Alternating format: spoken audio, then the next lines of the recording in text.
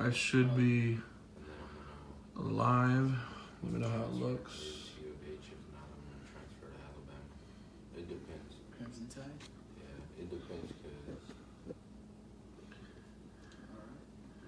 Y'all see it on there? Mm-hmm.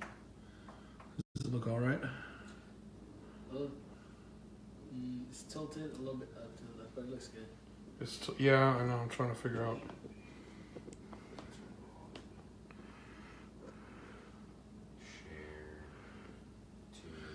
Hey, Miss Mosteed's watching. Yeah. Right post. Shout out to Richard. Is it straight now? Straighter. Let's check the timeline. All right. We good? Yeah.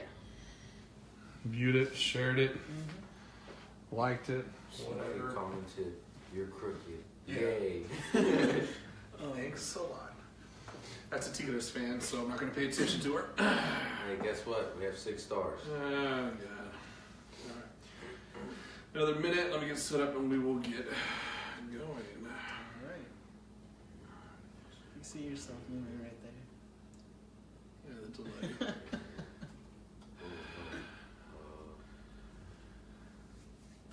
See if I can pull it up on here.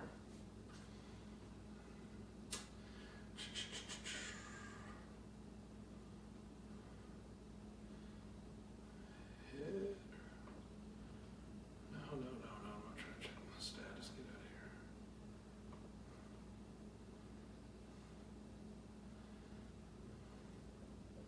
All right. We all good on that end? It's on the Texas Soccer Live page. Yep. All right. Damn, it's cold.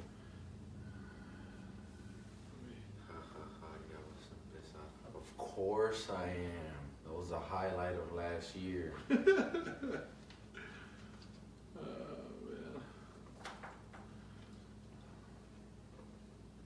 Turn my volume off here. Yo, by the way, Ozarka sponsor us. I'm always drinking your Yeah. water. Yeah, we're always drinking Ozarka. Come on, where you at? Use a sponsorship. Yeah. All right, let's go and get started. It is 5:02. We'll go and get going. I'd like to appreciate everyone tuning in, or those who will be tuning in shortly, or if you're watching this on playback. Welcome to 2018, episode 12. We're excited that you have joined us. We have a special guest host today. Along with Raul Villarreal, we have Mr. Richard Romero. Richard, welcome to the show. Thank you for having me, Mr. Taz. The one fault he is a Club America fan, so those of you that are America fans, you have someone up here now. Llevan las Águilas. All right. So if you're watching on playback, as usual, give you kind of a rundown of what we're going to be talking about and in what order. So if you're watching on playback, you want to jump to a section, you can. We will start off by me taking my lumps and hits with Raul down there gloating a little bit about last season's Liga MX. We will then look ahead to the future, as we should be looking at, and look at what's going to happen this year in Liga MX as they start the Clausura season this Friday. And we'll briefly talk about after that your Dynamo and the MLS season, which will be starting in a couple months, and kind of our thoughts on their season and how it ended. And for our second big phase, we're going to look at the World Cup. We are going to be, you notice the board is now up. We have all our groups and our first group stage games. We'll be filling out our brackets here. And now that it's officially the World Cup year of 2018, we will pick our winners. We'll be going game by game and group by group. And then we're going to end with talking about what's going on in Europe, Champions League in Europe, and the Big Five Euro leagues, domestic leagues. They're at their mid-season point, and so kind of like what's going on there, etc. So that'll be the last third. We're going to try and keep it to about an hour as usual. Before we get started, just a couple of things to kind of put on your radar coming up. We'll have a February episode, which will be episode 13. And then we're really looking forward to March. March 17th is our 1-year anniversary. We've been doing this for 1 year in March.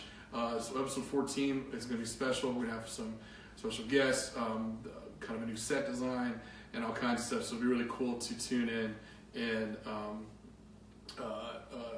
see that and what people calling it and whatnot. So without further ado, let's go ahead and get started. I'll just let Raul take over. I'm just going to be quiet for a couple minutes. So thoughts on the end of the Liga MX season? Well, I got what I wanted. Obviously, we've dominated in December for the past couple of years. I can't say it was easy. It was actually a good matchup. It was the first final that I've seen with Monterrey and Tigres ever, so I'm glad I got to live through this history. Obviously, one of us had to lose and one of us had to win. I came out on top. He fell short. It was 3-2 at the end of the day.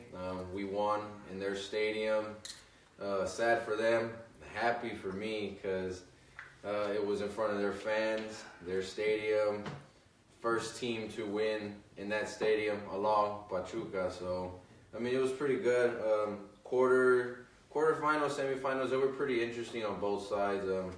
Tigres had a hard time. Rayados dominated, which was no surprise. I mean, they were first place throughout the whole season. They scored amazing goals. It was good, but it's like I always say, when it comes to the playoffs, everything changes for everybody. So I'm pretty happy. We are at 6 stars now. We're going for 7 this coming up in January. That's when the new season starts. It's a shorter season, but we're going for 7 and we're going for the back-to-back. We'll see how it goes, but I won't shove it in his face that much because I wouldn't want to hear it as bad. Because at the end of the day, it hurts to lose, especially a final. You make it so far and then you just fall short. But hopefully we get to see more finales between the both of us. I mean, it'd be pretty exciting. This one was nice for the first one ever, so I'm pretty happy. And with that being said, it was the first time in a while that I remember that the 1 and 2 seeds went all the way to the final. We always talk about it being a new season, and it being that first place curse. But going all the way to the final, it was pretty predictable. It followed the seeding as I expected. I'm curious for someone who did not make it to the finale. Yeah, well, I mean, I agree with both of you. I mean, I was kind of hoping that America would put a halt to that Final Regia, but it didn't happen. And fortunately for the fans, and as we've seen, the Nuevo León fans been growing in terms of like soccer and the Clásico. It's been overtaking the Mexican League soccer. So undisputedly, I enjoyed the match. I couldn't feel the victory because I'm not a Tigres fan, as my friend Raul here. But I was very happy for the Liga MX soccer in terms in general. Having a new region dominating the league. And for the future, I mean, Tigres only halfway there till the 12 stars that America has. But, I mean... Hey, you got to start somewhere. Yeah. We're only a third of the way there, so that's all right. Hey, but, America fans, take note. We give you a lot of crap on this show. This is class right here, right? His team didn't make it, but he sees the value in the sport and what's going on in the league. So, if you're an America fan, Richard's the guy to follow, okay? So yeah, I mean, like I said, I think it was interesting. It was a lot of highs and lows, especially after what was a pretty crazy season. I mean, I was talking about this from.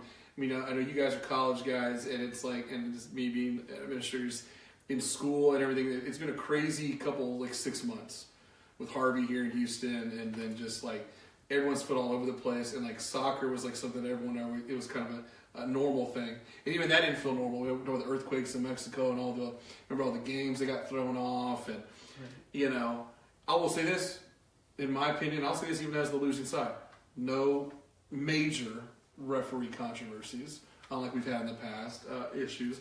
I've heard neither side really complaining.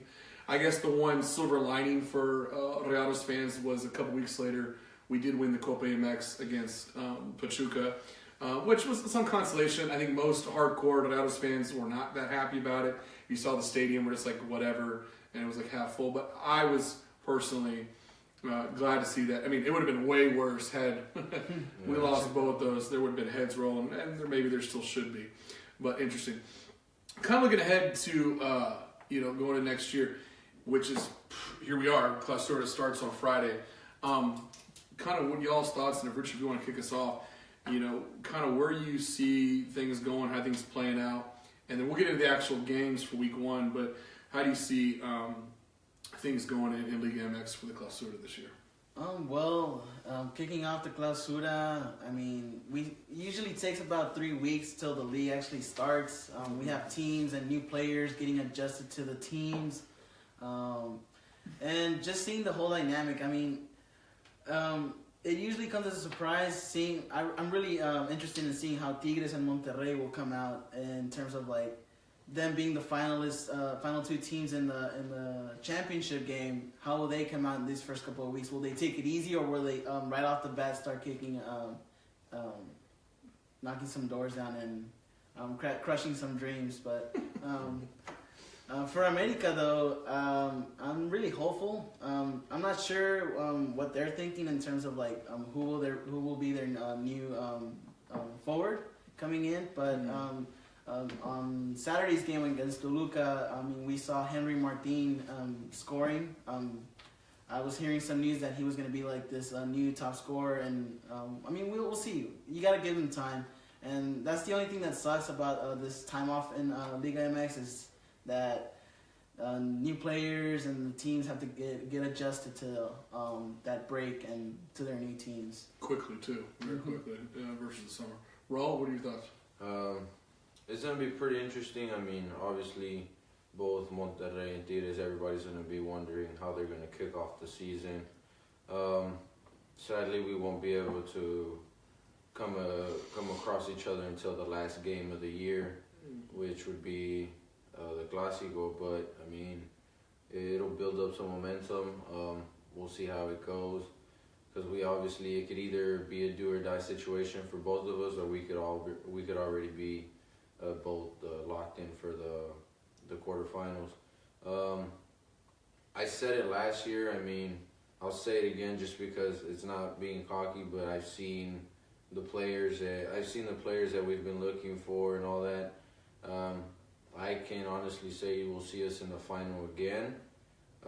Whether we win it or not, it just depends on the players. Hopefully we do, but I can say that you'll see Tigres in the final again. They've dominated the finals these past years. Obviously, last year they made it in December. They beat America, and then they came in and they had the final against Chivas. So it was back-to-back finals. So I'm hoping Tigres can do that. Hopefully Monterrey can pick up their heads and look forward to this season and kick it off the right way, and hopefully have an outstanding season like they did the past one. There's a few teams that you need to look at that might fall short. One of the teams that makes me laugh but could surprise me is Pumas. I mean, they said they're making a comeback, but you just never know with them. Everybody's waiting for America to actually kick it back into gear because it's been a while since. I mean, they always make it, which is good, but nobody's really seen them how they used to be. Chivas is the laughing stock after the final that we lost against them. We expected them to come back and start the season off right. They fell to like 4th from the bottom. At the end of the day, screw you, Chivas. You suck. Wow. Lobos Buap and Necaxa, you can plan to see them for the next few seasons. They're going to both finished higher than Chivas, by the way. Yeah. So they have a bright future.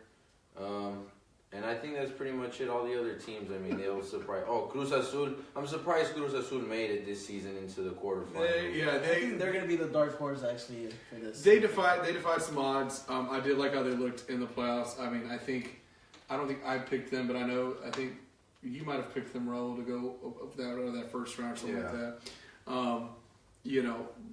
It's interesting. Pumas, let me remind you, the number you need to remember, that's 13. 13 is the number of points you scored in the league this last season, and you finished in last place. So Pumas fans, you need to calm down and sit down, because I don't want to hear all this talk. Oh, we're coming back, the glory days. No. Okay, until you're better than Veracruz or Puebla, don't come talking to me. All right, you're gonna get relegated if you keep talking like that. Oh, keep in mind, Puebla has a chance of being relegated really soon. If they finish the way they've been these past couple of years, they'll get relegated. So just keep that in mind if you're a Puebla. And it was by a game, by 3 points. One win is what was the difference between being 15th and this last season. So so Joe, your team might go down. Either one. This is for either one of y'all. Anything you think that's going to be a surprise team that could break into the top 8? If you had to pick you mentioned Cruz Azul is kind of your dark horse candidate, who could really, you think has a legitimate shot right now preseason to shake things up in Clausura. Maybe not win the whole thing, but to turn some heads this next season. Similar to what Lobos WAP did in the Apertura last season. I feel Cruz Azul with those new changes. I mean, it's been, what is it, almost my birthday. So 21 years is about to be this year without them winning a title. And that's a long time. And I feel that this time they're actually giving the coach a shot, you know. The team has potential. I mean, the coach has potential. They need to tweak some. They need to tweak a few things, but they're capable of actually messing things up in the playoffs. Two teams for me that, and I know I said one, but two that. One that's my pick that I still think they finished 4th, so I guess it's not like they're a dark horse or anything. But I think Morelia, Monarcas, they're still a threat. They have not lost any steam, and I like how they play. They were not that far out of it. It scared me being matched up against them. I thought they were the one team that had a shot of taking Rayados out and going to the finals. It didn't play out that way. I mean, we showed up. But they're kind of a team to watch out for. The other team, and Raul talks about all the time, Pachuca. I mean, Pachuca, finished 12th in the league, but if you look at the history and just the trends and the stats and blah, blah, blah, it's a team that's never down for long. They have their off years. And so they're a team that every year you got to watch because you don't know, in my opinion, you don't know what Pachuca side's going to show up. You know, there's a reason they're in the Copa MX final. There's a reason that they always hang around. I was actually surprised they didn't make the playoffs this year. But it is interesting. Okay, wrap up this section. Let's kind of looking at this week ahead. First week, I think some pretty easy ones to predict, but just kind of get y'all's thoughts. Let's go by day. First 2 games to kick off the season. We have our reigning champions Tigres taking on Puebla at 7 p.m. this Friday. And at 9 o'clock, the game after, we have Atlas versus León, 2 playoff teams that were 7-8 last year. We beat Puebla 5-0 again. I feel like we can do the same. Maybe even more. Puebla is falling down the drain. León and Atlas would actually be a pretty good matchup. Atlas has made... It's very controversial with them. They show up, sometimes they don't. But I feel like it'd be a pretty good matchup with them. Yeah, it should be. Especially for León, we have Boselli there. I mean, we'll see if he ends up again challenging for that top goal scorer. Yeah, it'd be pretty interesting to see who starts off the year with that. Obviously, I feel like Ener Valencia or Gignac will probably try and run for that one too. Mm-hmm. Saturday, I think we got some good games to see, and what I call our test games, see if people are like, if you put your talk into action. So, for example, you have Cruz Azul coming out at 5 p.m. on Saturday against Tijuana. Rayados has a little playoff rematch with Monarcas at 7. Also at 7, you have Pachuca versus Pumas. So Pumas, put your money where your mouth is. Mm-hmm. And Necaxa versus Veracruz to end the night at 9 o'clock on Saturday. For me, the games to watch there, I want to see how Morelia now has almost an instant rematch. It hasn't been that long, been a month. How they look against Rayados coming out. So not an easy game for Monterrey to start. And I'm interested if Cruz Azul can keep it going. Tijuana's not a bad team. And I want to see if Cruz Azul can come out and take some swings on that. Any thoughts on those games? I agree with the Cruz Azul Tijuana. Again, just pointing it out there, just America only won that playoff match because of home advantage. And so Cruz Azul can say that they actually didn't lose. They haven't been losing for, it would have been like 4 matches. Right. I'm really excited because I kind of want to see the capital of Mexico kind of regain that proudness that they have that the Regios have taken away. So and Tijuana, these are actually the 2 strongest teams that have been drafting players. I know Tijuana got Pablo Aguilar from America, and I mean, it'll be interesting. This one will be an interesting matchup because I think they have something to prove the first game.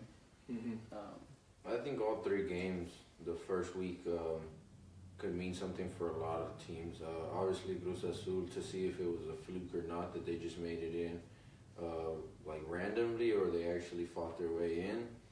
Pachuca and Pumas, for Pumas to see, they've been doing a lot of talking, so they could either back that up or they can just fall again. Monterrey, Monarcas, obviously for Monterrey, to see, for them to come out, kick off the season the right way, or are they still going to be focused on the loss from last season? Could they pick themselves up? It'd be good. So I think Saturday's game should be pretty interesting for those three teams. Tijuana I've never taken seriously since they got knocked out the first round when they were in first place. Twice. Yeah, so I can't take Tijuana seriously. Yeah, two seasons in a row they were first place, got knocked out. Put in at Cruz Azul, I mean, talking about an opportunity. I mean, you start off the season, Cruz Azul starts off by playing Tijuana, Chivas, and then León. So, I mean, you know. If you're going to kick off the season right, this is when you do it now. Yeah, and same thing, you know, Pumas talking all this trash. You're in last place last year, and you have Pachuca, Atlas, and America to start. So if you want to make a statement, if you guys want to talk the talk, here you go. Here's your chance. Sunday's games are pretty interesting. Sunday we close out week 1 with Toluca versus Chivas, which I think will be an interesting game. Santos versus Lobos Buap, and Querétaro versus Club America to be our finale for week 1. You know, for me personally, I'm watching that first game, that noon game with Toluca and Chivas. Mainly watching what Chivas does and seeing if these guys are like, was a fluke, you know, last opportunity, or what's the deal? I mean, a year ago they were in championship mode, so let's see what they do. Yeah, well, for Chivas, I mean, this is the moment that I guess they've been waiting for, because I think they were very prideful of their players that they had when they won the league title. Then that was their mistake, and now here we are, 6 months later, and here they are having like new players. So we'll see how they respond to the team, and if they'll pick up quickly, or if they're the shame that Raul said, you know, will put them down for more than a year. I'd say both Chivas and Club America have an opportunity to put. I'm looking at their first 3 games, and you look at Chivas playing Toluca, Cruz Azul, the Necaxa. I mean, you can make a statement and really, you know, you start 9 points like that, rattle it off. That's awesome. And, you know, in Club America, these should be winnable games to start off. First 3 games, you know, you got Pumas, Pachuca, and Querétaro. You know, there'd be an issue if you don't come out with at least 6 points out of that. Here, the only issue with America is now scoring. I mean, we saw that these preseason games that they actually scored, but like any preseason in any sport, you know, those really don't count until the league starts. So yeah, I'm really hoping that they do kick it off.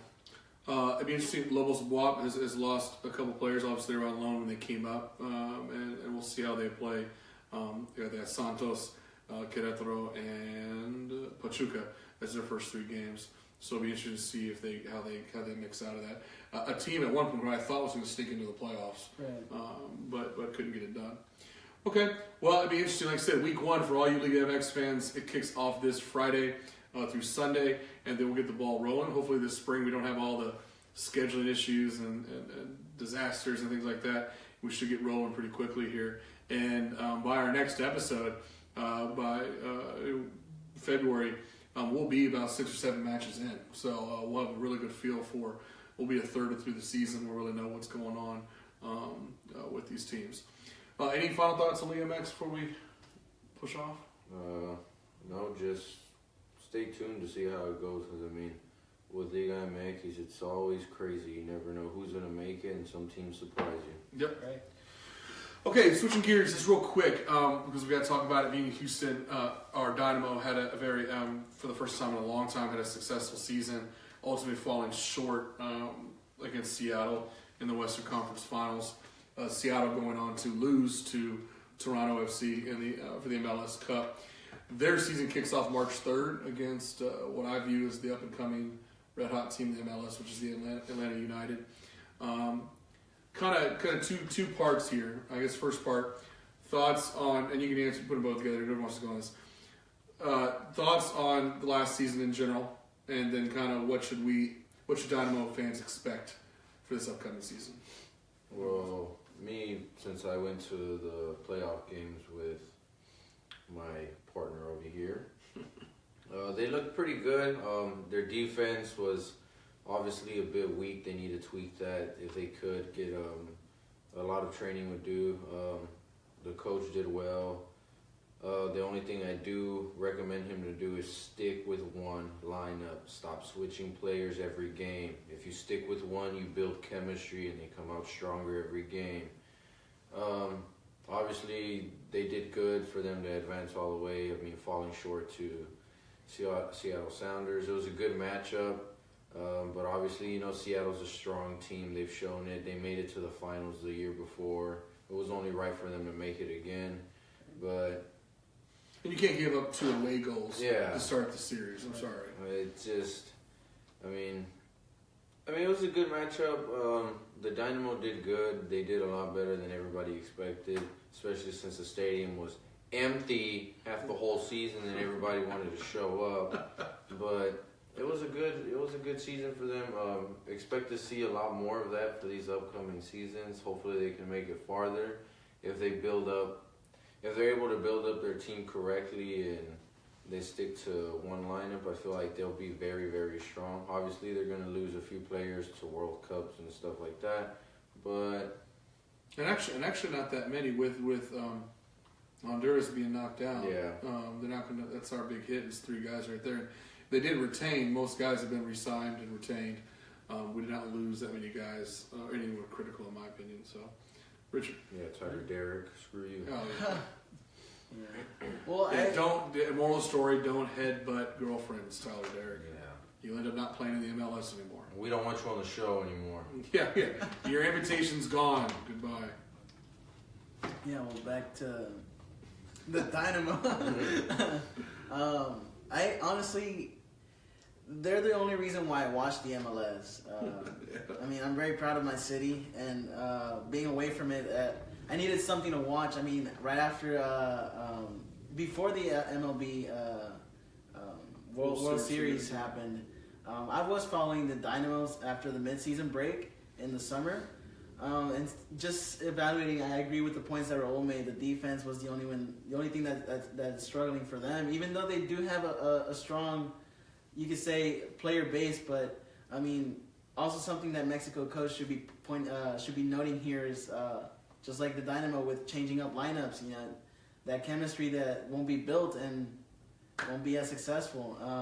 But for them to not have a big budget like all the other teams in the MLS, they proved that they had enough talent and cooperation within their coach to advance and almost kind of reuniting that spirit that soccer brings to us here in the city. I was very hopeful and really wanted to see Dynamo win, but in the end, dreams are crushed and only the best advance. But I mean, it was pretty good to see them make it that far because I mean, it's been a while for them to do that. 2013. Yeah, so it was a good run. Obviously, those years helped them get here. They did a lot of rebuilding and a lot of stuff. But it's good. I mean, it was a good lift up for the city of Houston to see that. Obviously, a lot of people in Houston were focused on other sporting events that were going on, and then they turned their focus onto the Dynamo.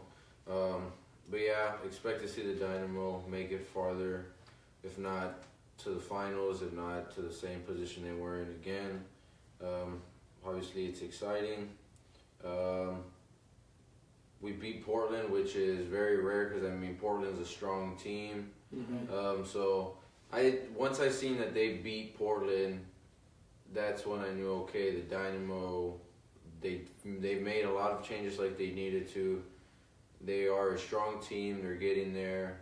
There's a bright future for them, but we just have to wait until March and see how they kick it off, especially against Atlanta. That's a strong. They've showed us this past season that hey, just because we're an expansion team doesn't mean we're going to fall short. We're here to play. Yeah, it doesn't hurt that they've averaged over 40,000 fans in a game, which is crazy for MLS. Our stadium.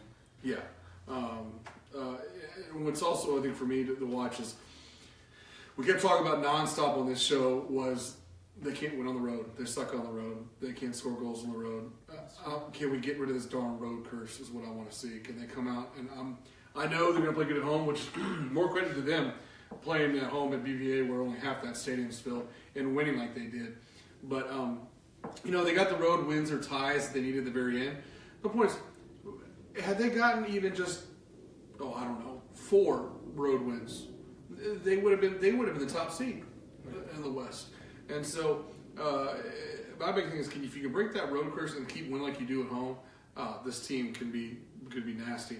I think with them losing Tyler Derrick, the one free agent signing they did do was Chris Seitz from FC Dallas took their goalie, which I think was nice, taking an in-state rivals goalie from them. And he'll play a big role. He's in his prime, so it'll be interesting to see a little bit of a battle develop between him and Joe Willis for that starting job.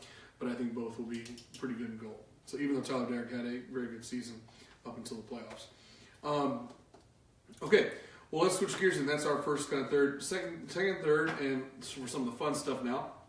Let's talk some World Cup. As you see, the board is up. We have our groups. We have our first stage games. We are now officially in the World Cup year in 2018. Russia is right around the corner. It doesn't matter. I'm sorry, USA Soccer fans. I'm a USA Soccer fan. I don't care at this point that my team's not in it. It's World Cup. Just get over it, okay? That's what you get, Clint Dempsey. You lost both. And you didn't give me your jersey, so it's payback. So, with the exception of Raw being bitter to Clint Dempsey, they didn't earn it. And we've talked about this. We're not going to waste our time talking about that because USA, guess what? You get the next year off, start rebuilding, and do all the work. We'll cover that. You guys are trying to get cover some new things, new players coming up, etc. And before that, they're trying to have their consolation tournament. In the summer. So. Yeah. Bring back Klinsmann, please. Yeah, or do something because it's a mess. Anyways, Klinsmann, you made it to the World Cup. Jesus. True.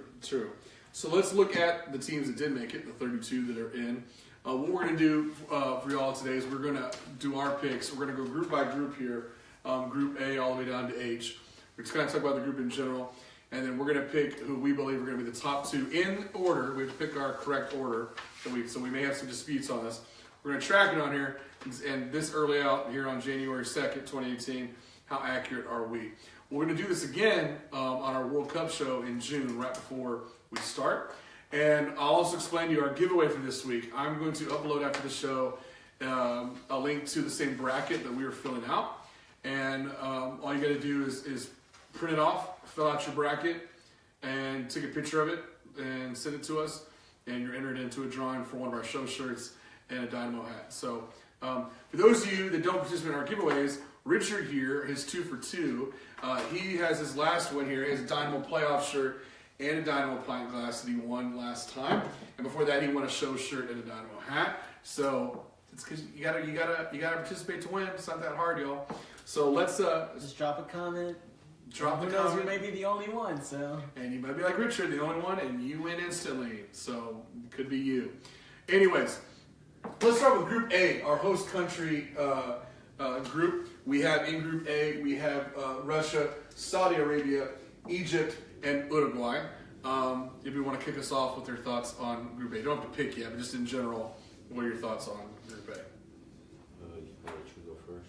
Well, the Group A, I feel, will be more of like the warm-up group. It's sort of like, this is the World Cup. Yeah, we have Russia. I mean, honestly, based on the attendance that the Russians had on this past year's what is it? I forgot the name of the tournament. Confederations Cup. The Confederations Cup. It should be like any sporting event. It'll be filled, it'll be packed, and it'll get you in that mood like, it's the World Cup. But Uruguay, for me, is like the only one who would sort of be the one who will be monitoring the whole group. But other than that, Saudi Arabia coming back to the World Cup is maybe like my top third pick in this group as being like creating a difference, maybe against Russia, being that one game against Russia. But if Uruguay, in my opinion, you guys can disagree with me, if Uruguay does not single-handedly win this group, hands down, first place, they are an absolute failure. I'm putting it all Because there's, I'm sorry, these other three teams do not match Uruguay in overall talent, experience. There's no way. Or ranking. Yeah, there's no way. Uruguay has Cavani, you have Suarez, you have Sanchez. You have a roster of players. Now, if you do not know how to use that roster, you do not know how to use those players, obviously it falls on the coach, even though he's not the one that's playing, because, I mean, the players also have to put heart in it. But Uruguay should walk out of there in first place and advance automatically.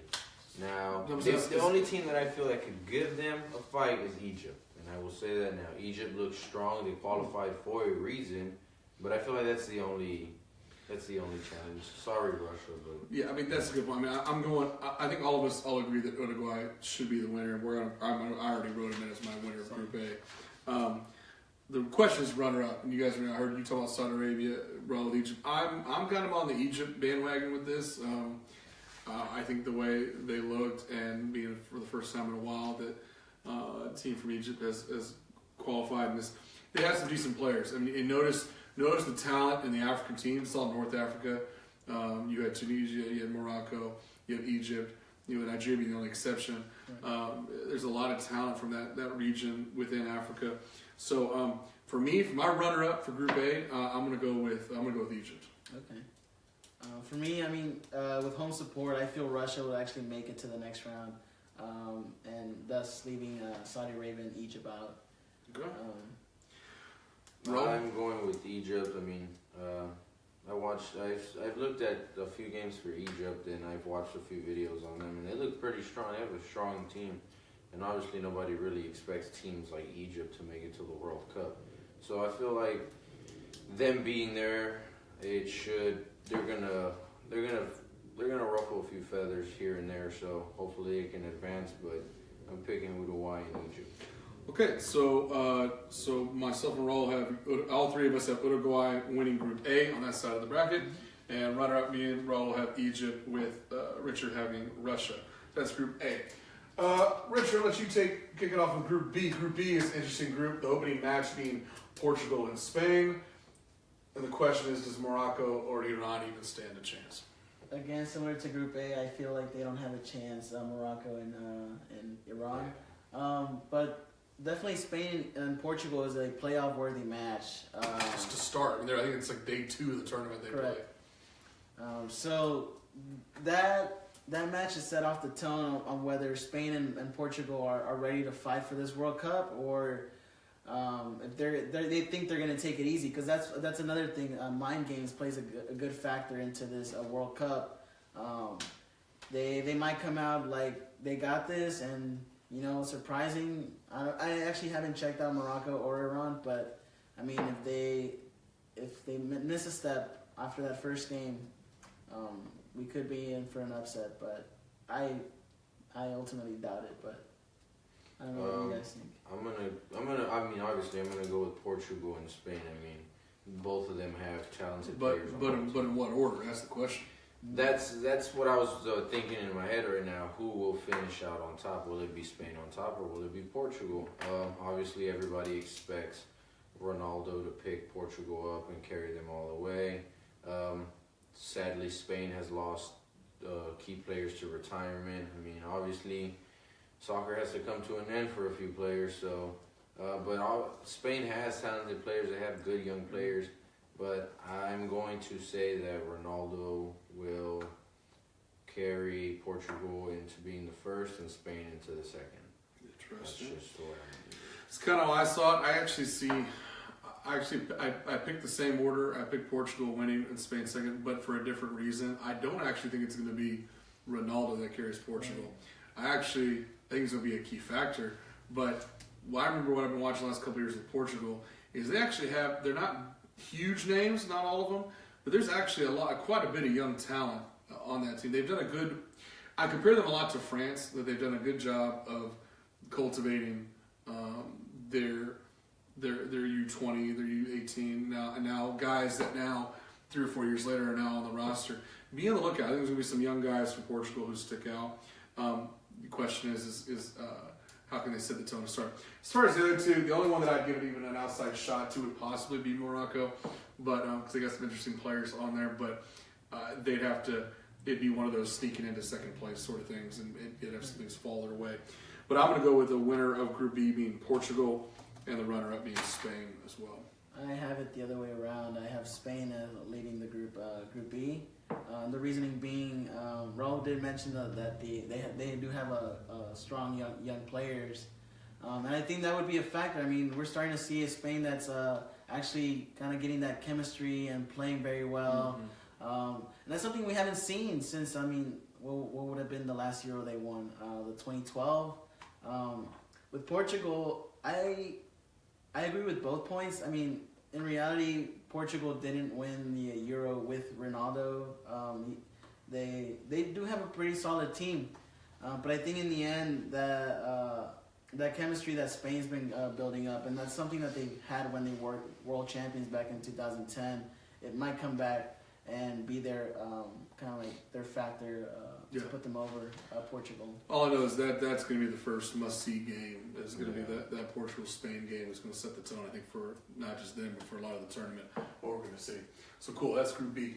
Going down to Group C. Group C, we have France, New Zealand, Denmark, and Peru, I believe. Yeah. I thought it was Australia. No, excuse me. Yes, Australia, my bad. France, Australia, Peru, and Denmark. This is the first one that, and I'm going to see how we split on this one. I guess I'll take the lead on this one. I definitely, you look at two teams here. It's funny that you got both teams in Peru and Australia were ones who won the playoffs to get in. And I find it interesting that they're in the same group with one another. Denmark, I don't think is a bad team. They're pretty decent. I think obviously the leaders of that group have to be France, and they've been a lot of people's picks to go pretty deep in this tournament. I can't bet against them. I'm sorry, I got to go with France. So France for me is going to be the winner of Group C, just because of how they play, and they're such a powerhouse compared to the others. Now, what's interesting is who's going to be the second team here. I think there's a lot of room here, and this is very hard for me to pick. I'm going to go tentatively. Depending on how it falls, I think it's going to come down to, first of all, I don't think Australia will make it in there. I think it's going to come down to Peru and Denmark, and I will, for now, this may change by the summer, I'm going to go with Peru sneaking in, because I did say at the very beginning that I think all 5 South America teams will advance to the round of 16, all 5. And Peru was the 5th one. So I will put Peru as my runner-up to Group C. I know y'all guys probably have some very different runner-up, but let's see what y'all got. I agree with both of your lineups on France and Peru. Yeah, but my reasoning being more of like the game will the spot will be actually decided, in my opinion, maybe in the third game, in that third matchup. We have seen Australia kind of put a big upset when they were playing against the Netherlands in the 2014 World Cup. So it'll be interesting to see them, Denmark, compete in Peru, and I think the game will be decided, the spot will be decided in the third matchup. Yeah, I think so far out of the 3 groups, I think definitely the most competitive of the 3 groups we've talked about so far. Yeah, I'm going with France. Obviously, after seeing France in the Euro, was pretty good to see them. They should be having all their players return anyways, so I'm pretty excited to see France. I feel like they're going to dominate that group. Second, I'm going with Peru. I've been saying it for the past shows that we've talked about the World Cup leading up to this. So I'm picking Peru. Peru, what I seen from their games is they actually fought to get into this. They fought to get into the World Cup. Their players have heart. Their fans deserve it. I mean, I seen how they fan. They've had 2 national holidays so far since qualifying. I feel like it's gonna come down. I mean, obviously Peru, they won't automatically just be in second place, but I feel like it'll come down to like the last game, and they're gonna fight and they're gonna get to it. It just depends on how things play out with Group D, because Group D kill my underdog, or it I'm sure we'll could get there, yeah. it could kill my underdog, or my underdog could pass on. But it just depends. But as of right now, Group C, France being number 1, Peru being number 2, and that's Group So C. we are all in agreement that France and then Peru will be our 2 out of Group C in that order. Right. You already hinted at roles, so if you want to take it with Group D here, another competitive group in my mind, you have Argentina, Iceland. Is that Croatia? Yeah, Croatia and Nigeria. And Nigeria. Since you were talking about kind of being fearful of killing your dreams, who do you think is the winner of that Group D that Peru would face? I mean, I've been saying this because if it's not Germany that's going to win, Peru's the underdog. They could have a chance. But my first bet, if it's not Germany, it's Argentina that will win the World Cup. I said this is Messi's year. Messi will win the World Cup. Obviously, he has Argentina breathing down his neck, trying to compare him to Maradona and all that. He's close. He can do it. Obviously, if Argentina comes out number 1, they would have to kill Peru, sadly. But I'm going to put Argentina as being number 1. And my second for me is Iceland. I'm going with Iceland. Iceland's a strong team. Crazy fans. They're nuts. But overall, they're a strong team. They surprised people with the Euro also. The Euro was pretty crazy for them, so I feel like they've been... But see, this is the thing about Iceland. You don't hear about them so much in the news, but I feel like they've been working pretty hard towards this. Right. So I feel like once it comes to the World Cup, it'll be pretty exciting to see them. So I'm going with Argentina. Argentina winner, one, and then runner-up is Iceland. Iceland, who would then face France, who they faced, by the way, in the last Euros. Yep. The semifinals. Semifinals, yeah. I again agree with Argentina and Iceland, both in that same position. Argentina winning the Group A. And mostly, yeah, I agree. It's their year. It could even be a whole rematch of the World Cup. Who knows? But it'll definitely won't be as difficult. And I think Maradona kind of hinted at it when he was drawing out Argentina. But for the Iceland, again, this would be more of a game that the spot that will be decided at the third matchup. We have Croatia and the Super Eagles, Nigeria, that are the only African team that made it again this year from past previous. Yeah. So, we'll see. It'll be very competitive. And again, Argentina and Nigeria, just got to point that out. They're playing another game. Yep. Croatia could sneak up on So yeah, that goes to you guys. You're reading my train of thought here. I'm going to go with you, obviously, on the Argentina winning. I'm actually going to go with the Croatians winning that group over Iceland. Wow. Being the runner-up, Big shocker. The talent that's on that team, some of those guys, they consistently performed well. They've been here before. Like I said, I am with y'all that I was this close to picking Iceland. I just feel like the experience of Croatia is going to kick in. You're on a big stage, Iceland. And that'd be awesome. It'd be a great story to follow, similar to Peru's, if they go on. But I'm going to have to go with Croatia being the runner-up for me from Group D. So that's one. Richard, let's take the lead on Group E here. Group E, we have Brazil, Switzerland, Costa Rica, and Serbia. Yeah, well, this is a group that shouldn't be taken lightly as well, mainly because we have Brazil here, who dominated the qualifications in the CONMEBOL. So, I don't know. I'm just gonna go ahead and pick Brazil as being the top on the winner of Group E, without a doubt. And definitely, I think Costa Rica and Switzerland will be fighting it out for the second spot. Switzerland, they had a great talent last World Cup. They faced Argentina and lost in the extra timeage. But Costa Rica, again, here they've proven that that they are a potential team in the CONCACAF region, and they proved it 4 years ago as well, making it very far in the World Cup, more than Mexico and US have. So, we gotta watch out for Costa Rica and Switzerland. And I'm gonna go ahead and say, just because I'm prideful of our region, I'm gonna go ahead and put Costa Rica as winning runner-up in Group E. Okay. My Group E, without a doubt, this is a Brazil team on a mission after the embarrassment in Rio, and embarrassment in their own country. I think that they came back and they've been very methodical, which is the type of Brazil that it's just scary for the people. Like I said, I think if Germany runs into them again in this tournament, or Argentina runs into them, it's going to be a very different Brazil team than they saw 4 years ago, because they're playing looser. They're playing what I call the Brazilian style, where they're not. You could tell the national stage got to them. The entire country's pressure got to them.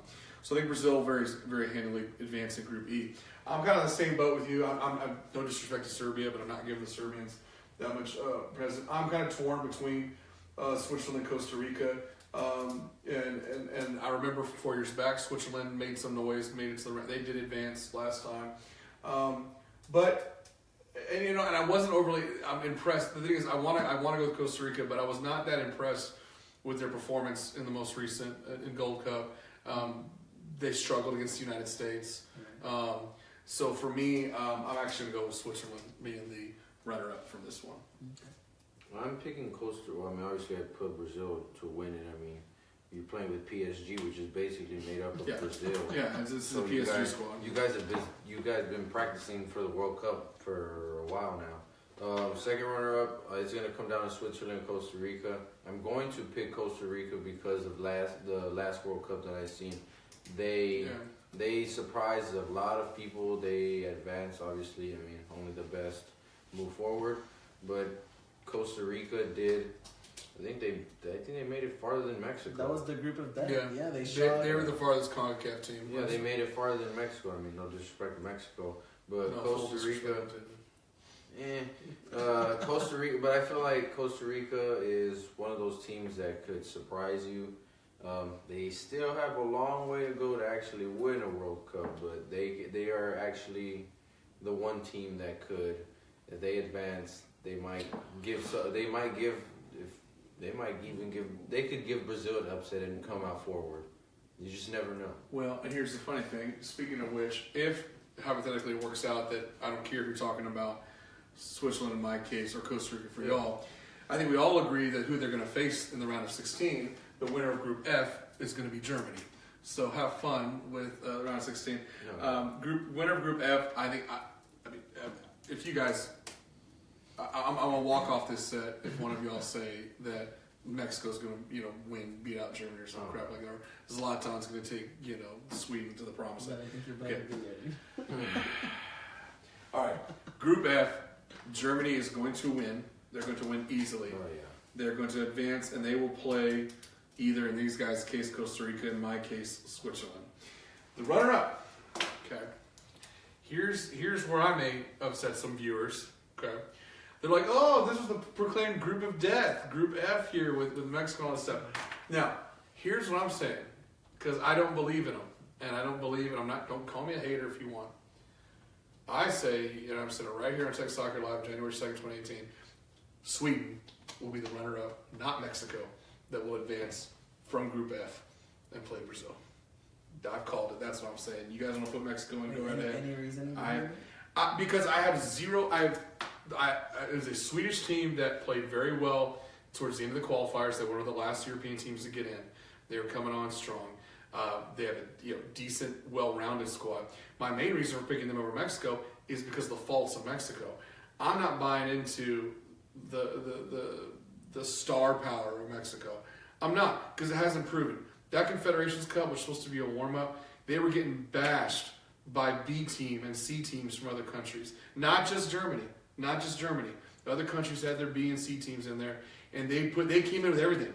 They had their A team in there. And Mexico does this every time and gets all hyped up. And like I said, could they easily prove me wrong, of course, and get in? But here's my deal. If they do get in, they're going to be playing Brazil. So Mexico has the toughest route to a World Cup in my mind. Because based on how I see it shaking out, you have to survive a group with Germany. If you do survive that group, we're 99% sure you're going to have to play Brazil in the first knockout round. So, I don't know. Could they get to that knockout round? Sure. Will I probably change this pick? in June right before, I might switch this from Sweden to Mexico. But I need to see something in warm-up matches or news about what we're doing with the coaching and lineup. Yeah. I mean, I gotta have some sort of confidence. I don't. Sweden seems like a team that's been very methodical once again, going about its business. Get in there. So, that's what I'm going with. Is yes, Mexico fans. I'm saying you don't make it to the knockout rounds. You do get knocked out of the group stage, and Zlatan's going to take your spot. No, You don't agree. I don't agree. Yeah, I don't agree. Mainly because something that we may not agree with Osorio is that he changed his lineup. Yes, and I don't think he's gonna stop. So why even bother? Get him out now. So why even bother? But he has shown that he does study his teams pretty well, and unfortunately, he has admitted that he didn't. He obviously didn't pick the right squad in Germany against Germany in the Confederation. But in these practice games that they had in November with Poland and Belgium, we saw a little like Mr. Sean here says, it's like a little spark here of believing. But I honestly believe in it. They're the kings of beating mediocre teams. Like they're the kings of CONCACAF. Whoop-de freaking do. I just don't see them competing with any of the top teams from Europe and South America. I'm not saying Sweden is a top team, but they compete consistently against top teams. Mexico, that's easy for Mexico to be like, oh, we're trashing. Look who they got in with. They got in with no offense, Costa Rica and Panama. Who else is there besides the United States, maybe Honduras? That's my problem is they get to these big tournaments and it's the first time they're really tested. Right. You have to be really tested on a much more consistent level, which is why these European teams, even the mid-level European teams, get favored in these matches, and that's why I'm favoring them, is because who they compete with on a daily basis. I agree with that, and it's been said on different news outlets and different news outlets if you're watching what's up. Yeah, it's definitely. I feel like if Mexico, U.S. and Costa Rica were fighting for their spot for the World Cup against the CONMEBOL teams, they would have a different time to struggle. They might qualify, but it would just be, like you said, the competition would just be better in terms of making them improve. And we'll see. I'm curious how that people also are writing off. Is South Korea going to do anything? No, but South Korea could surprise some people. Could sneak out a win, a tie with somebody.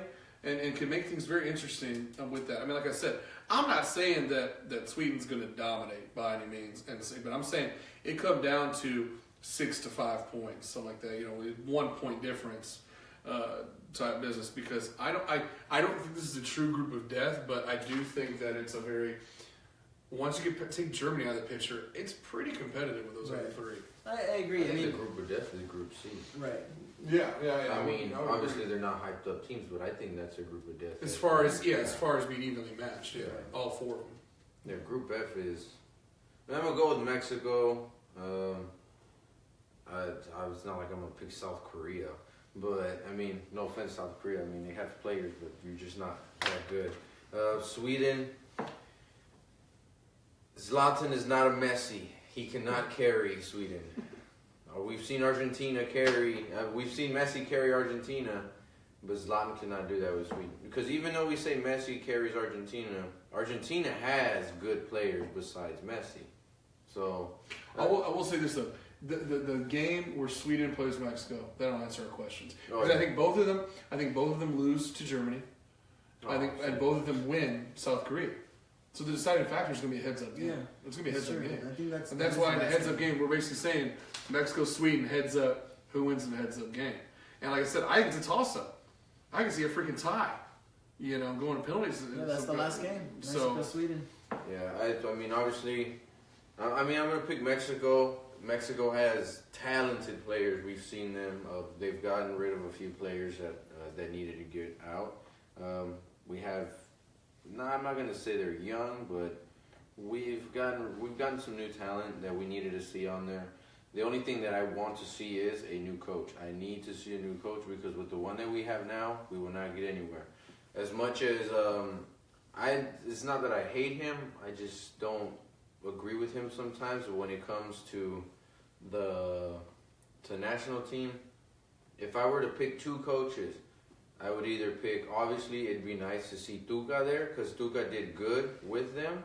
If not, I would want to see Miguel Herrera because he knows they know how to control them. And it's not, their style of coaching is more aggressive. You can't be someone who's soft on tactical. Yeah, you have to be aggressive. If you're not aggressive, you won't make it anywhere. You can see how they coach their Liga MX teams. Put them in a position in the national team, and they will do something. But it just depends on who they want to name as the national team head coach. But I mean, I'm gonna pick Mexico just because of the talent. I've always said that I don't really keep up with Mexico because it's just they're a controversial team. They piss me off. But I'm gonna pick Mexico over Sweden. They're gonna have to face Brazil. The last game that I did see against Brazil was a very good game in the last World Cup. Everybody was saying it was the goalie. Guess what? The whole team. Screw that goalie. I am not a fan. Me personally, I am not a fan of Memo Ochoa. Hi, Memo. I'm sorry. You were good in your prime, but eventually that prime dies out. You hit your peak, and now you're going down. So who would be your replacement goalie? My replacement goalie, if I had to pick for Mexico, would be I would put maybe Corona. Just because, I mean, Memo Ochoa, Maybe Corona's older than Ochoa. Yeah, I know, but Ochoa's he had his prime already. And, I mean, I feel like that game was just a fluke. Although I feel like they could upset Brazil.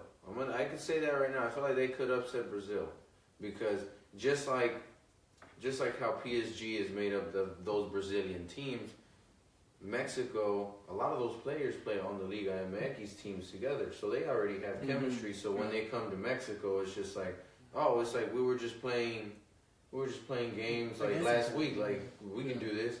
So they study each other. So I feel like it'd be that would be the best game to see, Brazil versus Mexico. That would be one hell of a game. Yeah, no, it'd be great to Brazil. The other reason I was looking at the history is that I talked about competition level coming into the tournament. You know, like I said, last time that I saw Mexico really tested was that Confederations Cup. It was abysmal. Yes, they made changes since. Now we tested in CONCACAF. I look at how you talk about how Sweden qualified at the very end. I was just looking it up just to confirm it. I knew they had knocked off. It came down to them, and they knocked off Italy. But the game before that, they got to the point to be in contention. They won 2-1 over France, in France. And so it's like like I said, that's what I'm talking about, competition. I mean, they're ranked, I think, 14th or 15th in the world. So, like I said, it's going to be a tall order. It's going to be like Mexico. Like, if you're a Mexico fan, get ready because you're going to have some intense games. You better win what you're supposed to against South Korea. Maybe you can pray for and luck out. You know, I think if one of those two teams can draw against Germany, which I don't think is going to happen, then they'd have the advantage. But yeah, it's going to come down to it, and it's going to be interesting to see because you go right into playing Brazil after you get through that. I mean, it's going to be crazy. You know what I forgot? I mean, so before we get into the next group, we won't see an Argentina-Germany final. One of those teams will fall out. Oh yeah, they have to play each other before the finals. One of them will fall out. The most they can get to is the semifinals. I would like to see them in the same semifinals, but I would like to see a Brazil-Argentina final here. Yep, that'd be nice. So it's Group F. Our last two groups, Group G, we have Belgium, Panama, Tunisia, and England.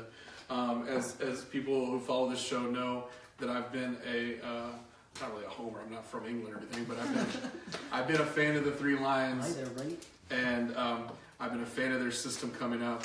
I know people are going to say that their entire hopes are on Harry Kane, Sir Harry Kane, soon to be. You know why he's going to be Sir Harry Kane? Because he's going to take them to at least the semifinals. I'm saying England's going to go that far. Yeah. And so I'm Group G, right? I'm putting them in already as their winner. Yeah, the winner of Group G, I'm putting as England.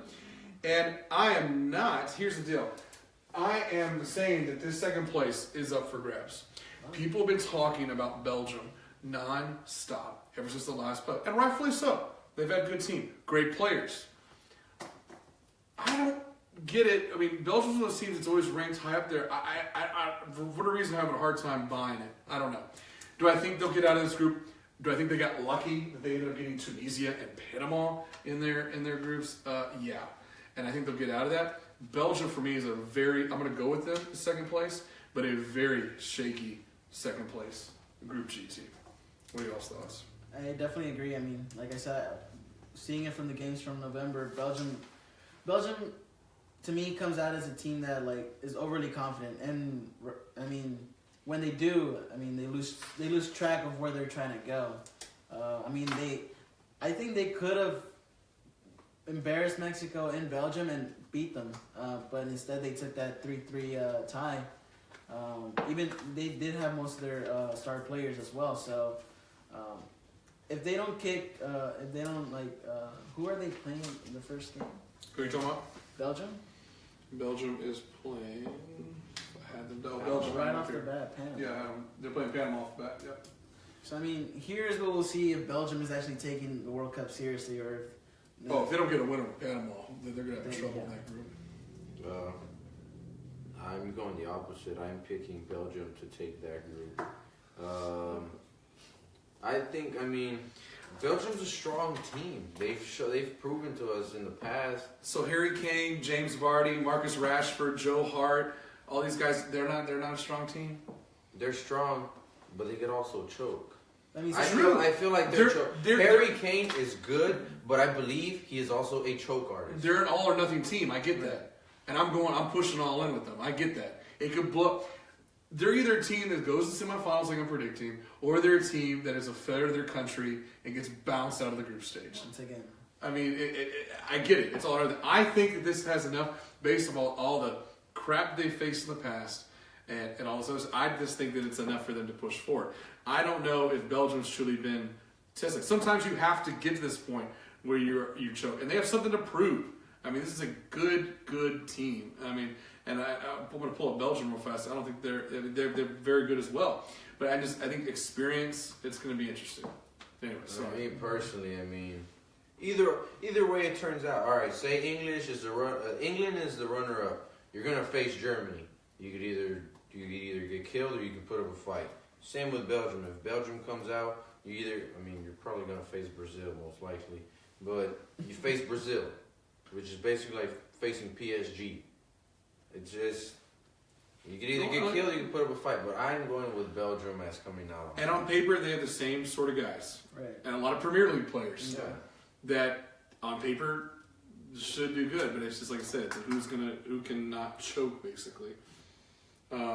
So you have Belgium first. Yeah, I have Belgium coming out on top, England being the runner-up. And I have England. I have the reverse. And what did you have? You had what I had. Okay. Final group, final two spots. I find this to be a very interesting group, and that is Poland, Senegal, Colombia, and Japan. This one was actually kind of a hard one for me to pick, but I'm sticking with what I said about South America teams, and I'm picking Colombia.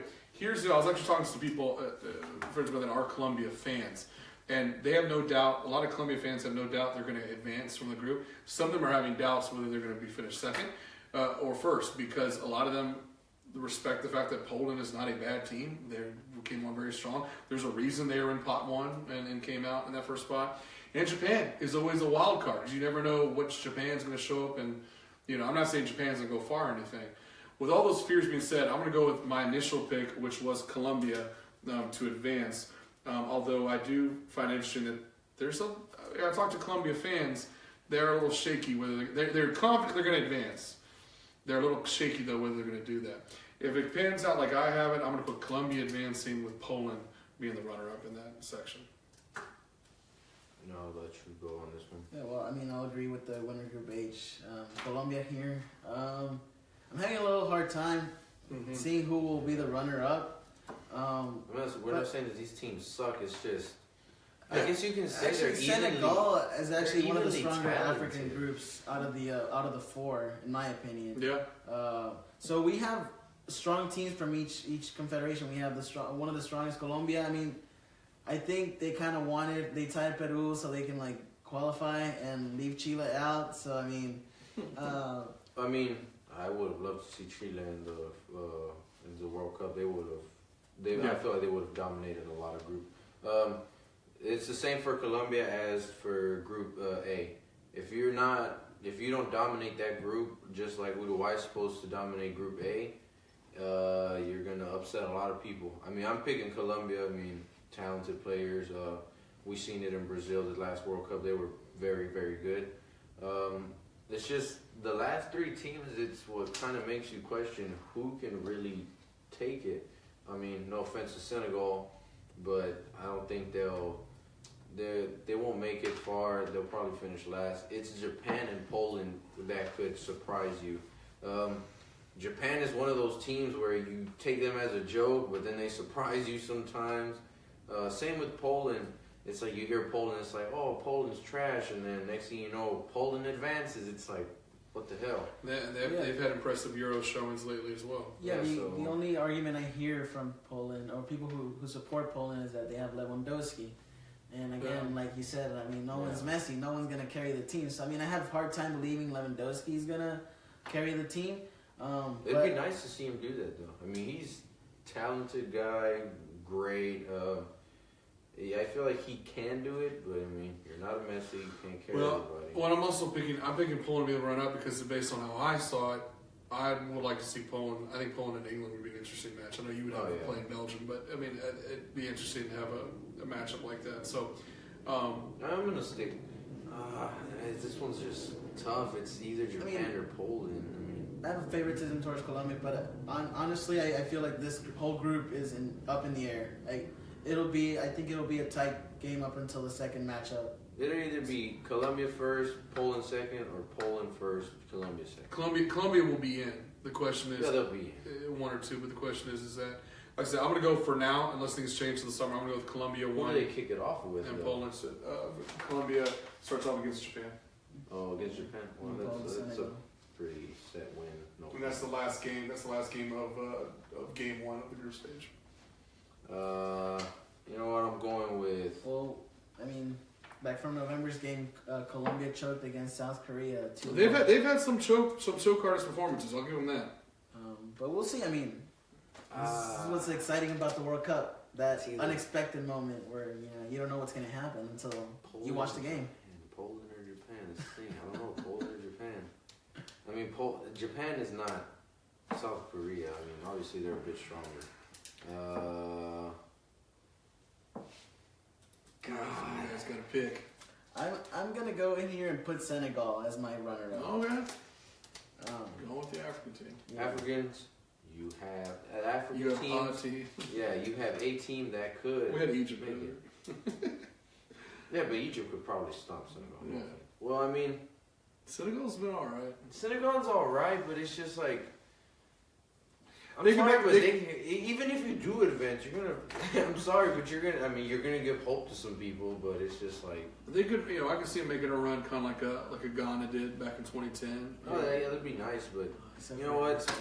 I'm going with Poland. I have to go All right. with Poland. Goes with Poland like me. You go with Senegal. I go with Senegal. Okay, here's the fun part. We're gonna do this pretty kind of rapid fire. We're gonna go down the side here, starting with our matches here and go all the way to the championship. Let's start. Our first matchup was winner of Group A versus runner of Group B. I had Uruguay versus Spain, and I'm going to pick Uruguay to advance from that game. Who did you have for that first game? I have Uruguay versus Portugal, and I'm gonna go ahead and say Portugal is gonna win Uruguay. Okay. I'm gonna say it. I have Uruguay versus Spain, and I'm going to pick Uruguay. Okay. Next one down, it was the winner of Group C versus the runner-up of Group D. I have France versus Croatia. I'm going with France to advance. I have France versus Iceland, and I'm going with France. I think they'll go to extra timage. Isn't France and Iceland the Confederation semifinals? Yeah. Yeah. That's a tough one. I'm obviously gonna pick France. I mean, I have love for the France national team. Shout out Gignac.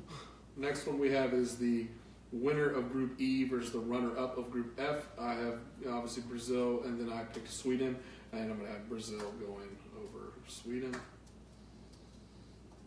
You guys have Mexico? Yeah, we have Brazil, Mexico, and I think again they'll be stopped, and and there won't be a quinto partido, so I'm going with Brazil, and this one will probably be determined in the first 90 minutes. So. I'm gonna be reaching here, but I'm gonna put Mexico. I mean, obviously it's Brazil, I know, but hey. Let me know how you feel about that in June. All right. I'm gonna go ahead and This put is gonna be in Mexico. July. Yeah, you have until July 2nd to change your mind. I have love for Mexico. It'd be nice to see them there, but if they get slapped around by Brazil. If this coach can create a miracle, then I think you probably won't still like him, but Throw Tuca in there and we'll make it. On this side of the bracket, the last game is the winner of Group G versus the runner-up of Group H. I have England versus Poland. You know I'm going with England. What do y'all have? I have England, Senegal, and I think England will win this one easily. I have Belgium and Poland, and I mean, obviously I'm gonna put Belgium. I mean, Belgium is a strong team. Okay. So those are our quarterfinal. We have 4 so far. Let's go to the other side of the bracket. Start at the top. I have winner of Group B versus runner-up Group A. I have Portugal versus Egypt, and I'm going to go with Portugal. I have Spain versus Russia. I'm going with Spain. Damn, not even no love for Russia to advance, man. All right. I have Portugal and Egypt. I was gonna reach here, but then I'm not, so I'm gonna put Portugal. If you reach too much, it turns into you're crazy. Though. Yeah, I'm gonna put Portugal to advance. Next one was winner of Group D versus runner of Group C. I had Argentina versus Peru. I'm actually going with Argentina. Again, Argentina, Peru, and Argentina. Argentina, Peru. I'm sorry, Peru. They're probably gonna kill you. Yeah. I thought he was gonna reach again. I mean, it'd be nice to see them, but I mean, had they not been against another South American team, I probably would have picked up because I want to see those guys go far. Yeah. I mean, I put Argentina. This is Messi's year, so Argentina. Winner of Group F versus runner of Group E. I have Germany versus Switzerland. Obviously going with the Germans. I have Germany versus Costa Rica. I have Germany winning this one. Yeah, I picked Germany on this one. I have Germany, Costa Rica, so I'm going to put Germany. And the last one I have is winner of Group H versus runner of Group G. Colombia versus Belgium. I'm going to go with the Colombians to advance. I have Colombia versus Belgium. I agree. Colombia will be advancing. I have Colombia versus England, which would be a pretty good matchup. Which you notice how the placement changes these brackets very radically. So I mean, Colombia and England. James is great, but I'm picking England on this one. Don't forget about Falcao, man. Oh yeah, I mean they're good, but I mean I'm picking England. Hopefully he doesn't injure himself. You have 1 month. Don't play, man. Yeah, so I would pick England to advance from that. Back on the other side, we're down to our quarterfinals. We'll start with the July 6th games. I have Uruguay versus France, and I'm going to pick France to go to the semifinals. Yeah, I have a replay of the Euro finals, Portugal, France, and I'm going to go with France. I have Uruguay and France going at it. I'm going to go with, I'm going to say France. So all 3 of us have France going to the semifinals from that part of the bracket. All 3 different games, too. 3 different matchups getting there. But I have in my second one on that side of the bracket, I had Brazil versus England. Here's where I test my loyalty. Are you scared? No. As much as I wanted England to go to the semis, and I'm saying it, I'm hoping I'm wrong. It's hard for me to bet against. You know what? Forget it. I can do this again in June. I'm going England. England with the upset over Brazil. I have Brazil, England. I think Brazil is gonna eliminate England. Here's where my reaching comes in. Here we go. It would be Mexico versus Belgium. We've seen them play already. It would be if they got Mexico would be so blessed if they had gotten to that point, because at that point you would have survived the group with Germany and you're in. You would have beaten a Brazil team, and now Belgium. I mean, if you drop the ball at that point, I'm sorry. I know Belgium's gone bad, but that would be the. It just depends whether I pick Mexico or Belgium. I'm gonna reach again. I'm gonna say because I mean it's Belgium. Well, you have at that point if you're gonna go with Mexico to upset Brazil, you have to pick them to go over. So I'm gonna put Mexico. World Cup final. You have Mexico to the semis. Okay. Yeah, I have Mexico going to the semis. All right, other side of the bracket, I have Portugal versus Argentina, and I'm going with Argentina going to the semis. I have Spain versus Argentina. I'm going with Argentina as well. I would love to see Messi piss off all of Spain's Hey, fans. look, we got the matchup here. If the Argentina-Portugal happens, you got your Messi Ronaldo in the quarterfinals. I said it's Argentina's year, so I'm picking Argentina. It's Messi's year, so. And then last one I had was Germany versus Colombia. I'm going to go with the Germans advancing to the semifinals. I have Germany, Colombia, and without a doubt, we're going to see a replay of last year's final, but in the semifinals. Yeah. Mm-hmm. I have Germany and England, which would be a pretty good matchup, honestly. But I am going to pick Germany. So it would be Argentina, Germany. So here's the interesting one. This is where it gets reaching god awful. This is reaching for anybody because you can make an argument for any of these teams. Yeah. On the other side, in the semifinals, I have France and England. I have France will advance to the World Cup final from that side of the bracket. And I have the replay of the 1998 World Cup, France versus Brazil. And I see Brazil advancing to the final. Mm-hmm. Okay.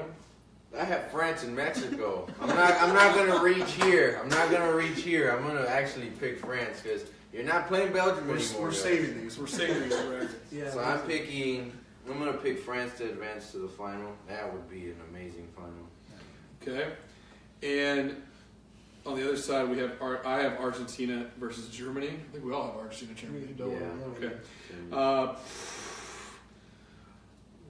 Germany. I'm going with Germany.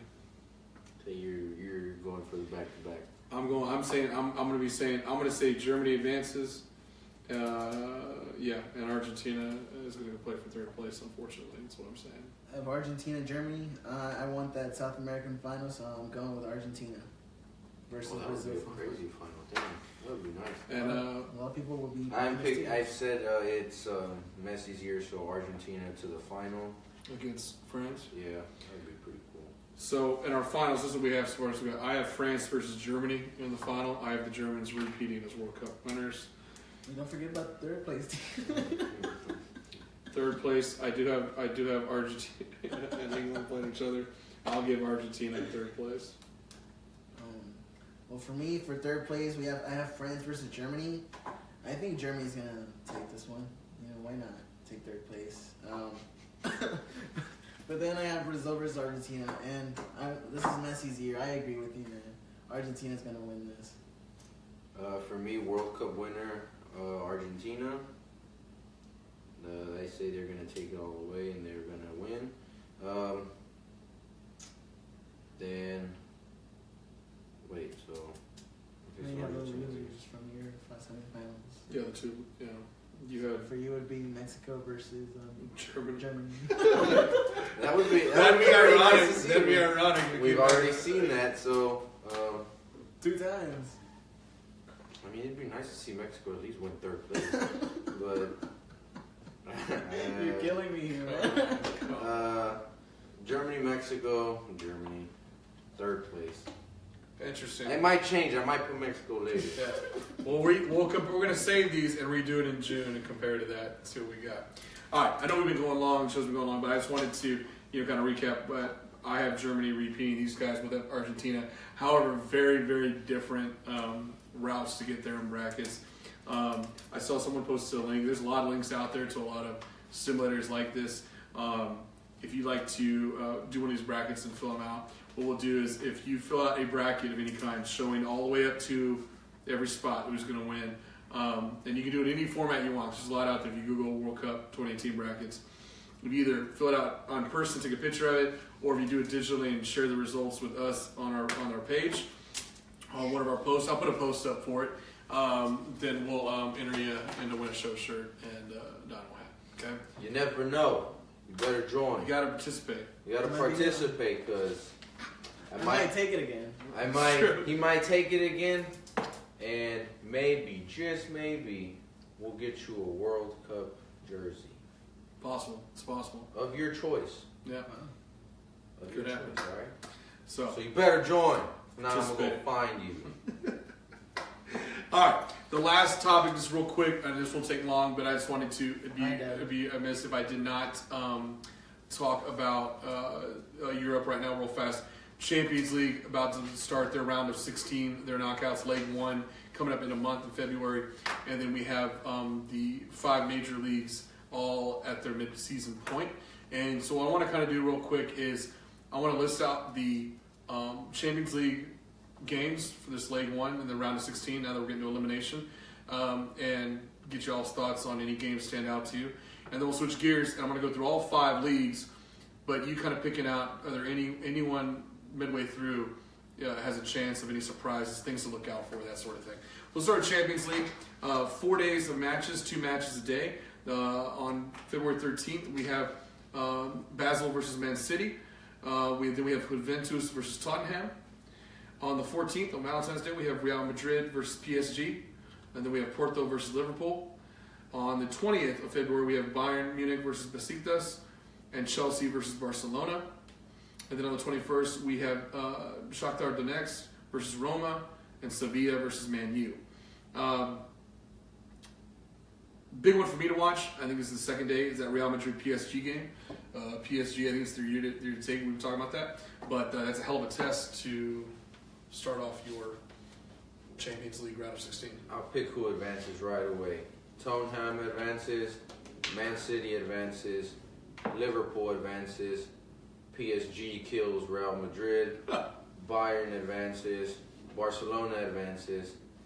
This is my underdog, and I have love for Sevilla. I'm going to say Sevilla beats Man U and Roma to advance, and those are the teams that will advance automatically. Wow. Oh, damn. Okay, automatically. All right. Well, The only place I would have a debate with you on that is that I'm not convinced that you said Tottenham would go in over Juventus. agree. I have a little problem. I don't know if Juventus would go down that easy. The other one is I can't. Well, I know they're looking to get back again, so I can't. I'm not going to go. I mean, I think Man U is going to go over Sevilla. That's one. I mean, the only 3 games that might prove me wrong are Chelsea, Barcelona, Real Madrid, PSG, and Sevilla and Man U. Those are the only ones. Oh, I mean, maybe Tottenham and Juventus, because I know Juventus is trying to get back, but it's probably the curse of the logo that they changed. Right. That's true. I mean, for me, Real Madrid and Paris Saint-Germain is going to be the game that everybody's going to be watching. No, And, I mean, I'm going to say Real Madrid, new year, new me. Why not, right? I mean, 2017 was not was their year up until mid-year, and then after that they've been downhill. So I mean, I don't think they have chances at La Liga either. But I said this was Barcelona's year. They might make it to the final, but No. they also have PSG. I mean, imagine seeing PSG versus Barcelona and having Neymar on the other side. That'd be pretty crazy. yeah. No. The implications are interesting to see who would face in the next round of 8. Yeah. Speaking of just kind of their respective clubs and whatnot back home in their national leagues, if you look at the standings right now, the big 5 leagues, I just want to go through each one. I'm not going to list out every single one, but just kind of the point spread right now. And got any of y'all's thoughts on things to look out for, things you're surprised by, etc. Let's start with Premier League. Premier League, Man City is still dominant, 62 points. They're 15 points clear of Man U, who's in second with 47. Mm-hmm. And then you got Chelsea 45, Liverpool 44. Realistically, we're over halfway mark in Premier League. Right. Anyone have a shot at catching Man City? No. I mean, but it's what you pretty much expect for the top 8 to look like.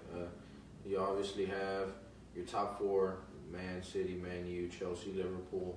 I mean, the first few games, it was just like, whoa, what the hell is happening here? We seen some upsets. It was just like, what the heck? But I mean, I feel like it was just for them to get into gear and all that. Man City still hasn't lost a game, so keep an eye out for Everton.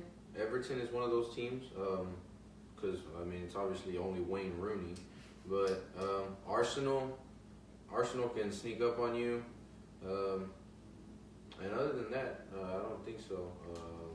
Yeah, I mean, it's what you expect from the Premier League. It's pretty typical. It's a pretty typical year for them.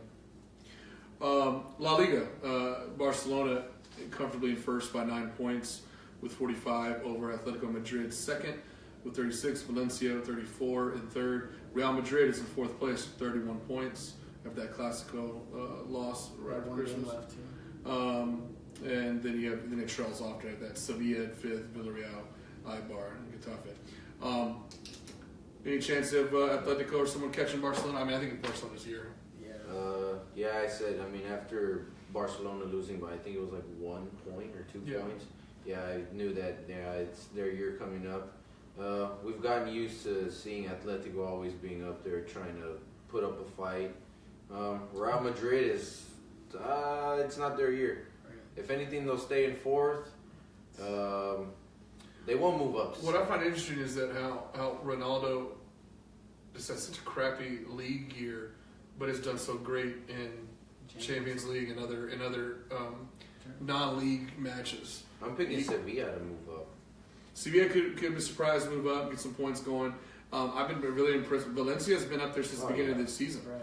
But they've been a top 4 team since the beginning of the season. But the thing is, to catch Barcelona, the only thing you have to get you have to count on Barcelona faltering quite a bit. You have to expect them to lose. And that's, have. how often does Barcelona lose? Yeah. A team that's even more dominant is in the Bundesliga, and that's Bayern Munich.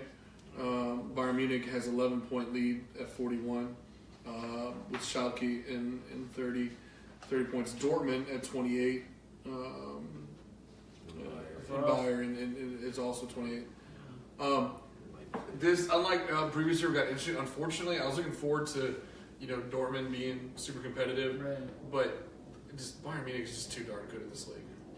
I'm surprised Wolfsburg is not up there. I've always seen Wolfsburg up there every once in a while, but they're in 12th. But obviously, the one team that dominates, it's either Bayern or Dortmund. It's nothing new. And they're the only. They're not doing that. So. Well, and Bayern's the only one who's in this is still in Champions League. Yeah. You saw Dortmund, that was embarrassed. They got bounced out of there. Yeah, and then the difference between Bayern and Dortmund, I mean, Bayern 41 points, second place has 30, so I mean, you have an 11-point lead, so yeah, so I mean, nobody's really going to catch up to Bayern unless they just fall, they lose every single game from here on out, which I doubt it. Unlike the other teams, I mean, they've actually lost. Unlike all the other leading teams that we saw. Bayern's had issues. Yeah, I remember they had coaching issues, earlier in the year and all this other stuff. And it's interesting that they've risen back up to number 1. I'm going to come back to them because I think it's only competitive. I'm going to look at the French league, Ligue 1. PSG. I mean, and Monaco. What's the story? Same old story. PSG and Monaco, but PSG is not clear by 9 points halfway through the season. Well, Monaco was up with Lyon. And so the story to me is once again, does PSG? It's like with Bayern. Does PSG choke? Like we're talking Barcelona. No surprises here. It's always PSG, Monaco. You got Lyon. You got Marseille up there. We'll probably see that final again, PSG Monaco. Yeah, I wouldn't be surprised. Yeah. The only competitive league that's truly competitive is Serie A in Italy. Napoli's been up there the entire time. 48 points. Juventus has surged back, now point out. Inter Milan is at 41, and you got Roma at number 4, is kind of at the distance there at 9 points out of first. Interesting matchups there. This would be interesting. I think Juventus is going to overtake Napoli and get another league title. I think they're coming into form. They had a crappy start. What's interesting is the team that's missing. AC Milan, with all their expensive players, are now back in 11th. Right. 3 points would get them into 6th place. Yeah.